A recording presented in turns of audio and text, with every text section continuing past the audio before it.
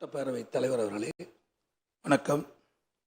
பொன்மனச்சம்மல் புரட்சி தலைவர் எம்ஜிஆர் அவர்களையும் இதயம் புரட்சி தலைவி அம்மா அவர்களையும் முதலிலே வணங்கி, வரலாற்று சிறப்புமிக்க இந்த அவையில் புனிதமான இயற்கையில் பொறுப்பேற்றுள்ள மாண்புமிகு சட்டப்பேரவை தலைவர் அவர்களுக்கு எனது இதயபூர்வமான நல்வாழ்த்துக்களை முதலிலே தெரிவித்துக் கொள்கின்றேன். அதேபோல பேரவை துணைத் தலைவராக தேர்ந்தெடுக்கப்பட்டுள்ள அவர்களுக்கும் என்னுடைய வாழ்த்துக்களை தெரிவித்துக் கொள்கின்றேன். ஏனென்று சொன்னால் சட்டப்பேரவை தலைவர்களையும் துணைத் தலைவரும் பெயர் குறிப்பிடக்கூடாது என்பது மரபு இருக்கின்ற காரணத்தினாலே நான் பெயரை குறிப்பிடவில்லை. ஆகவே அனைத்து இந்திய அண்ணா திராவிட முன்னேற்ற கழகத்தின் சார்பாக சட்டப்பேரவை தலைவராக பொறுப்பேற்றுள்ள தங்களுக்கும் சட்டப்பேரவை துணைத் தலைவராக பொறுப்பேற்றுள்ள அவர்களுக்கும் இதயபூர்வமான நல்வாழ்த்துக்களை இந்த நேரத்தில் தெரிவித்துக் கொள்கின்றேன்.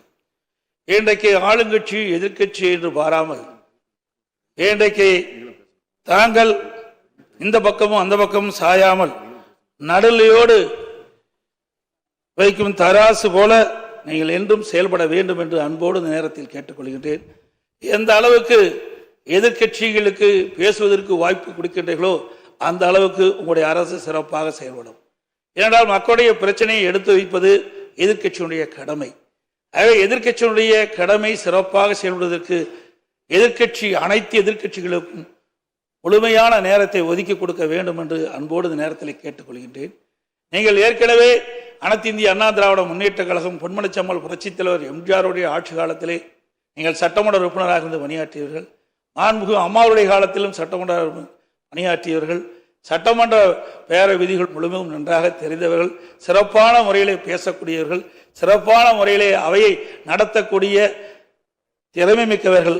ஆகவே அப்படிப்பட்ட ஒரு அற்புதமான ஒரு நிகழ்த்தக்கூடியவர்களுக்கு ஒரு நல்ல வாய்ப்பை நீங்கள் பெற்றிருக்கிறீர்கள். இந்த புனிதமான ஆசனத்திலே அமர்ந்திருக்கின்றவர்கள் எங்களுக்கும் அனைத்து இந்திய அண்ணா திராவிட முன்னேற்ற கழகம் மட்டுமல்ல அனைத்து எதிர்கட்சிகளுக்கும் போதுமான நேரத்தை ஒதுக்கி கொடுத்து மக்களுடைய பிரச்சனையை அரசுடைய கவனத்துக்கு எடுத்து செல்வதற்கு நீங்கள் நல்ல வாய்ப்பை தர வேண்டும் என்று இந்த நேரத்தில் தெரிவித்து, மாண்புமிகு முதலமைச்சராக பொறுப்பேற்றுள்ள மாண்புமிகு முதலமைச்சர் அவர்களுக்கும் எனக்கு இதயபூர்வமான நல்வாழ்த்துக்களை இந்த நேரத்தில் தெரிவித்துக் கொள்கின்றேன்.